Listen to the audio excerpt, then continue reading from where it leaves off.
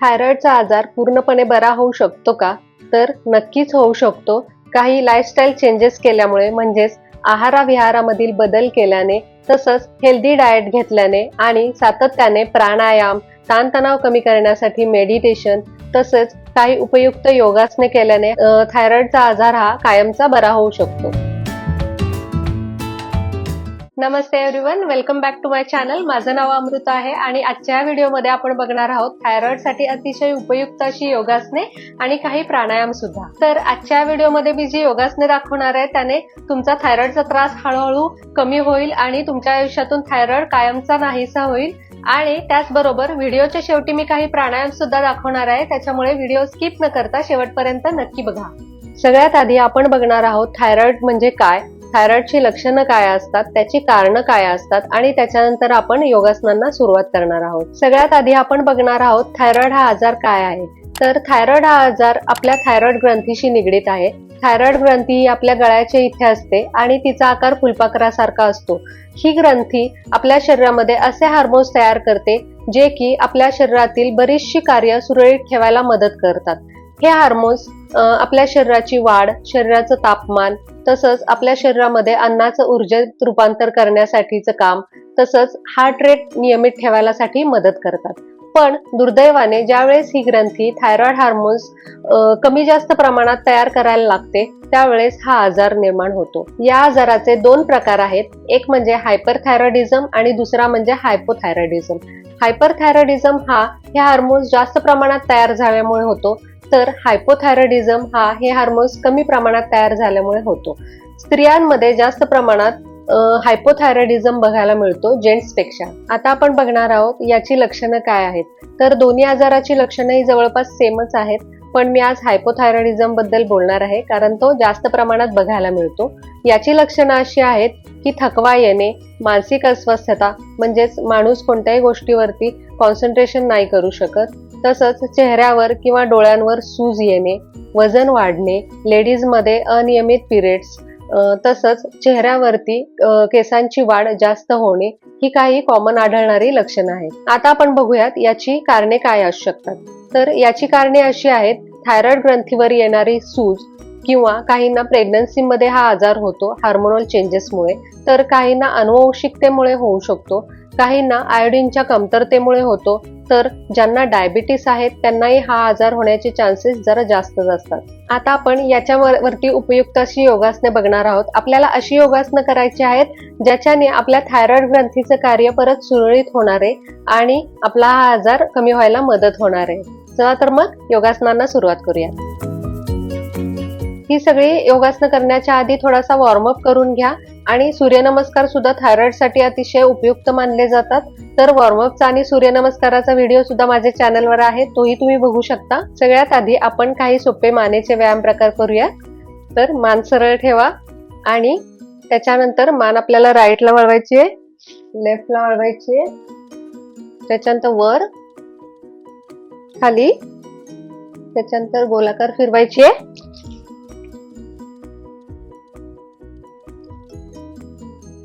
याच्यानंतर आपण पुढची आसनं बघणार आहोत. तर पहिला आसन आहे उष्ट्रासन. याच्यासाठी आपल्याला वज्रासनात बसायचंय. दोन्ही गुडघ्यांमध्ये थोडंसं अंतर ठेवा आणि त्याच्यानंतर आपल्याला गुडघे आणि कंबर आपली एका लाईन मध्ये ठेवायची आहे आणि मग एक हात एका पायावर ठेवायचा आहे आणि दुसरा हात हा दुसऱ्या पायावर ठेवायचा आहे असा, आणि आपल्याला मान ही खाली करायची अशी अशी, आणि इथे आपल्याला 30 सेकंद तरी थांबायचंय. याच्यानंतर परत सरळ येताना असं करायचंय आणि मग खाली बसायचंय. जर तुम्हाला हे आसन अवघड वाटत असेल तर त्याच्यासाठी मी एक सोपी पद्धत पण सांगते. त्याच्यासाठी आपल्याला असं गुडघ्यावरती यायचंय, याच्यानंतर कमरेवर हात ठेवायचे आणि असं मागे वळायचंय असं, आणि आपल्या गळ्याला स्ट्रेच येईल असं बघायचंय मागे. इथे आपल्याला 30 सेकंद पर्यंत तरी थांबायचंय. गळ्याला पूर्ण स्ट्रेच आला पाहिजे. याच्यामध्ये तुमचे हात अजून पायापर्यंत जरी पोहोचत नसतील तर त्याच्यासाठी मी अजून एक पद्धत सांगते की असे जर तुमच्याकडे योगा ब्लॉक्स असतील तर ते घ्या आणि ते पायाच्या बाजूला ठेवा आणि हे असे तुम्ही हात हे ब्लॉक्स वरती ठेवू शकता आणि गळ्याला असं स्ट्रेच देऊ शकता असं. तर ही सोपी पद्धत आहे. तुम्हाला योगासनांची सवय नसेल तर तुम्ही असे ब्लॉक्सचा यूज करू शकता. आपला मेन उद्देश हा आहे की आपल्या गळ्याला स्ट्रेच आला पाहिजे, जेणेकरून थायरॉइड ग्रंथीला पण स्ट्रेच मिळेल आणि तिचं कार्य परत सुरळीत चालू होईल. त्यामुळे उष्ट्रासन हे अतिशय उपयुक्त मानलं जातं. याच्यानंतर पुढचं आसन आहे सेतुबंध आसन. याच्यासाठी आपल्याला पाठीवर झोपायचंय असं. पायामध्ये थोडंसं अंतर घ्यायचंय, हात बाजूला ठेवायचे आणि खोल श्वास घ्यायचाय आणि श्वास सोडत सोडत आपल्याला कंबर वर उचलायची आहे अशी. गळ्याने खाली बघायचंय, आपल्या पोटाकडे बघायचंय असं. इथे आपल्याला 30 सेकंद थांबायचंय किंवा जेवढं तुम्हाला शक्य आहे तेवढं थांबा. परत श्वास घेत घेत खाली यायचंय. परत बघा, खोल श्वास घ्यायचा, श्वास सोडत सोडत कंबरवर उचलायची आहे, गळा आत घ्यायचाय, पोटाकडे बघायचंय. याच्यानंतर परत श्वास घेत घेत खाली यायचंय. याच्यानंतर पुढचं आसन आहे मत्स्यासन. तर याच्यासाठी आपल्याला पाठीवर झोपायचंय असं.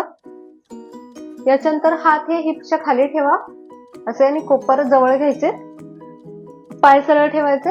याच्यानंतर आपल्याला पाठ अशी वर उचलायची आहे, जेवढी तुम्हाला शक्य आहे तेवढी वर उचला अशी, आणि मान खाली करायची अशी अशी. याच्यामुळे मानेला खूप चांगला ताण येणार आहे असा. जेवढी तुम्हाला शक्य आहे तेवढी उचलायची. याच्यानंतर खाली करायचं असं. तर तुम्हाला पाठ वर उचलता येत नसेल, याच्यासाठी मी सोपी पद्धत सांगते. तुमच्याकडे लोड असेल तर लोड घ्या. मी आता सोफ्याची उशी घेतली आहे. तर लोड असा पाठीच्या खाली ठेवायचा आहे असा, आणि हात खाली ठेवायचे आणि अशी मान खाली सोडायची, पाय सरळ ठेवायचे असे असं. तर तुम्हाला मत्स्यासन नॉर्मल पद्धतीने जमत नसेल तर तुम्ही अशी उशी घेऊनही करू शकता. फक्त गळ्याला चांगला स्ट्रेच आला पाहिजे असा. याच्यानंतर नॉर्मली उठायचं. तर याच्या पुढचं आसन आहे भुजंगासन. याच्यासाठी आपल्याला पोटावर झोपायचंय असं. पायामध्ये थोडंसं अंतर घ्यायचंय. याच्यात हात छातीच्या बाजूला ठेवायचे आणि श्वास घेत घेत आपल्याला अशी पाठ पुढून वर उचलायची आणि गळ्यालाही वर उचलायचं, म्हणजे असं वर बघायचंय आणि गळ्याला चांगला स्ट्रेच आला पाहिजे असा. तुम्हाला जेवढं शक्य आहे तेवढंच वर उचलायचंय असं. इथे आपल्याला 30 सेकंद पर्यंत तरी थांबायचंय. परत श्वास सोडत सोडत खाली यायचंय. परत श्वास घेत घेत वर बघायचंय. वर गेल्यानंतर श्वास सुरळीत ठेवायचा आहे नॉर्मल. त्याच्यानंतर परत श्वास सोडत सोडत खाली यायचंय. याच्यानंतर पुढचं आसन आहे हलासन. तर त्यासाठी आपल्याला असं पाठीवर झोपायचंय. याच्यानंतर आपल्याला पाय असे सरळ रेषेत वर ठेवायचे आणि याच्यानंतर हाताच्या मदतीने, हाताच्या सपोर्टने आपल्याला कमर वर उचलायची अशी. याच्यानंतर कमरेला हात लावायचे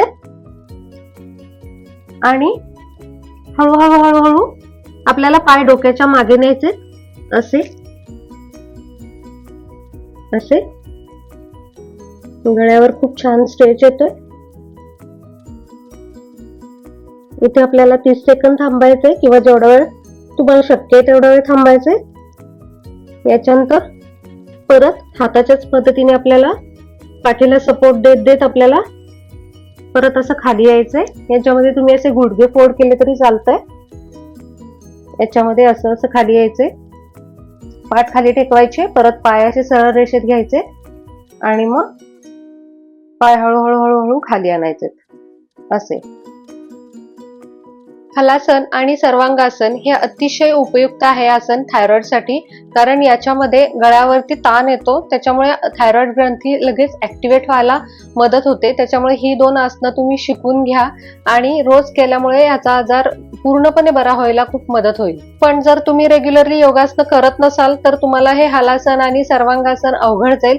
तर त्याच्यासाठी मी एक सोपी पद्धत सांगते. तर याच्यासाठी तुम्हाला घ्यायचा आहे एक लोड किंवा तकिया, जे काय असेल ते. तर हे आपल्याला असं कमरेखाली घ्यायचंय. मी आता इथे सोफ्याची उशी घेतलीये, याच्यावरती झोपायचंय आपल्याला असं असं खाली.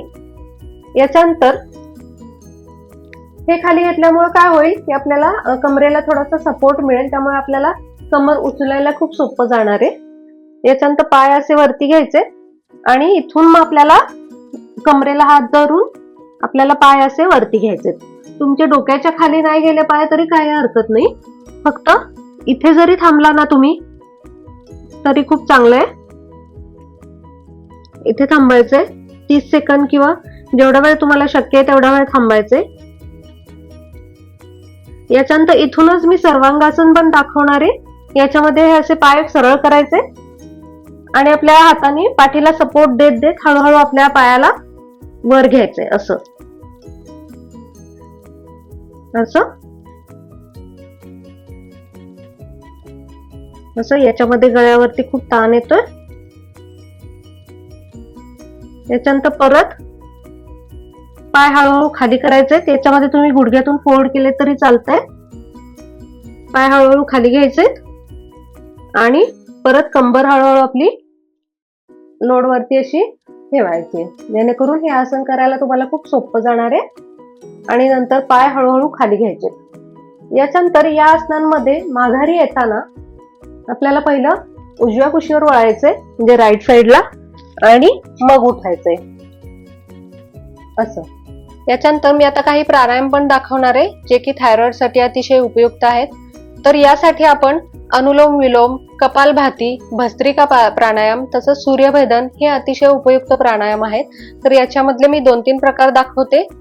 तर पहिलं प्राणायाम आहे अनुलोम विलोम. अतिशय करायला सोपं आहे. याच्यामध्ये आपल्याला एक हात असा ठेवायचा चिन मुद्रेत आणि दुसऱ्या हाताची आपल्याला विष्णू मुद्रा बनवायची आहे. म्हणजे अंगठ्याच्या शेजारचे दोन्ही बोट हे तळ हाताला टेकवायचे आणि राहिलेली तिन्ही बोट ही सरळ ठेवायची. याच्यानंतर आपल्याला डाव्या नाकपुडीपासून सुरुवात करायची आहे. याच्यानंतर आपल्याला उजवी नाकपुडी बंद करायची आहे आणि डाव्या नाकपुडीने श्वास घ्यायचा आहे. याच्यानंतर डावी नाकपुडी बंद करायची आणि उजव्या नाकपुडीने श्वास सोडायचा आहे. परत उजव्या नाकपुडीने श्वास घ्यायचा आहे खोल. परत उजवी नाकपुडी बंद करून डाव्या नाकपुडीने श्वास सोडायचा आहे असं. तर हे झालं एक सायकल. तर असं तुम्ही 3 ते 4 मिनिटं सुद्धा करू शकता. जेवढी कॅपॅसिटी आहे तुमची तेवढी करू शकता तुम्ही. रोज एक प्राणायाम असं आलटून पालटून केलं तरी काहीच हरकत नाही. तर पुढचा प्राणायाम आहे कपालभाती. कपालभाती फक्त या आजारासाठीच नाही तर अजून बऱ्याचशा आजारांसाठी खूप उपयुक्त आहे. तर याच्यामध्ये आपल्याला दोन्ही हात असे मांडीवर ठेवायचे आणि खोल श्वास घ्यायचा आहे आणि श्वास सोडायचा आहे. श्वास घेताना आपलं पोट बाहेर आलं पाहिजे आणि श्वास सोडताना आपलं पोट आत गेलं पाहिजे. याला योगिक ब्रीदिंग म्हणतात. तर अशा पद्धतीने श्वासोश्वास घेतल्याने आपल्या पूर्ण आतल्या अवयवांना श्वास पोचतो. याच्यामध्ये खोल श्वास घ्या आणि श्वास सोडायचा आहे. याच्यानंतर आपल्याला परत श्वास नाही घ्यायचा आहे आणि एका सेकंदाला एक स्ट्रोक असं आपल्याला पोट आत घ्यायचंय. तर श्वास हा आत घेण्याची प्रोसेस जी आहे ती आपलं शरीर आपोआपच करेल. त्याच्यामुळे आपल्याला परत श्वास नाही घ्यायचा आहे, आपोआप आपला श्वास घेतला जाईल. तर असं आपल्याला 1 सेकंद असा एक स्ट्रोक द्यायचा आहे. असं आपल्याला 1 मिनिट करायचंय. तर श्वास घ्यायचा आहे, श्वास सोडायचा आहे,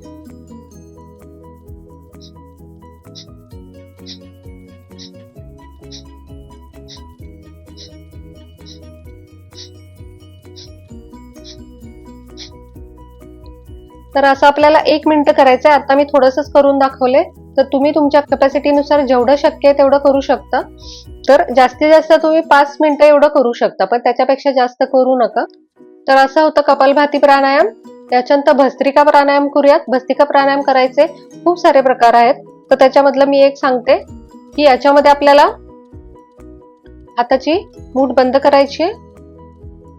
याच्यानंतर आपल्याला श्वास घेत घेत हात वर घ्यायचे, हात खुले करायचे आणि परत श्वास सोडत सोडत परत आपल्याला हात आतमध्ये घ्यायचे. या प्रोसेसमध्ये आपल्याला पोट हे आत बाहेर करायचंय फोर्सफुली, म्हणजे श्वास आत घेताना आपल्याला पोट फुलवायचंय आणि श्वास सोडताना आपल्याला पोट जबरदस्ती आत घ्यायचंय. तर बघा,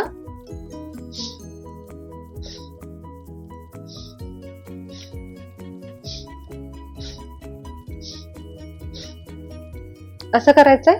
तर हे पण तुम्ही 1 मिनिट सुद्धा केलं तरी चालतंय. तर सुरुवातीला तुम्ही हात वर नाही केले तरी चालेल, पहिलं पोट आत बाहेर घ्यायची प्रॅक्टिस करू शकता. तर असे तुम्ही हात मांडीवर ठेवा आणि श्वास घेताना पोट फुलवायचंय आणि श्वास सोडताना परत पोट आत घ्यायचंय फोर्सफुली.